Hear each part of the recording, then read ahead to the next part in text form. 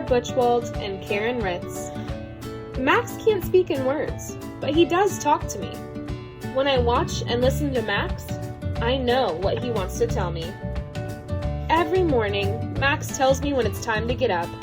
He puts his front paws on the bed and breathes hot doggy breath in my face.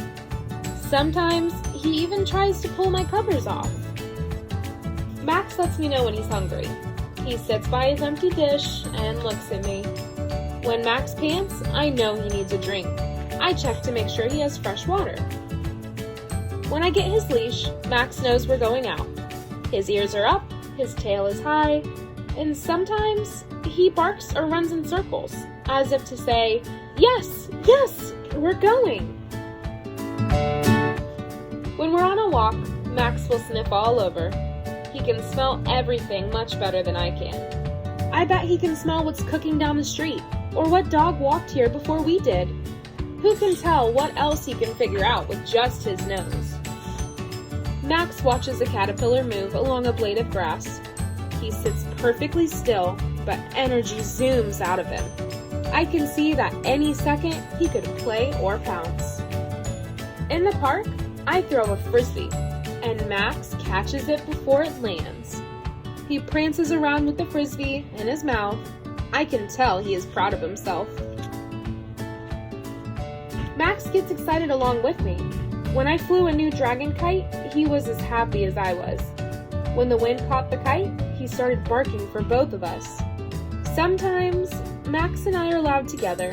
We play ball or pirates. Sometimes, we just lay in the grass and look up at the clouds.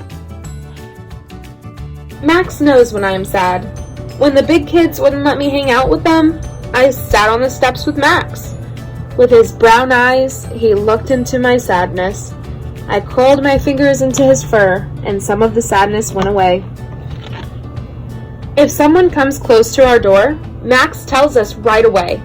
His barking keeps us safe. On the nights when we have a sitter, so that Mom and Dad can go out, Max lifts his head to listen for their return. He looks the way I feel, just waiting.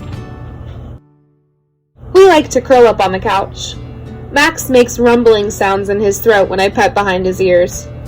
Max likes it when I say, "Good dog!" When I'm with Max, I feel good about myself. I know he loves me completely. I want to make Max happy too, so I watch him and listen to him, because real friends listen to each other. The end. There is nothing more important than empathy, caring, and the ability to communicate well. Pets can be great allies when it comes to these qualities. Pets give love unselfishly. We need to pick up on pet signals so we can love our pets and tend to them when needed. Did you know that dogs naturally make noise? Almost all dogs bark. Barking is one way that dogs talk. When your dog barks, it is to deliver a message that can mean many things. The dog may be saying that someone is approaching or wanting someone to back off. It could be an invitation to play, happiness, or maybe unhappiness. Try to make a game of why is that dog barking, as a way of understanding a dog's state of mind. Other dog noises to attend to include whining, whimpering, growling, and appreciative noises such as those dogs make when being petted.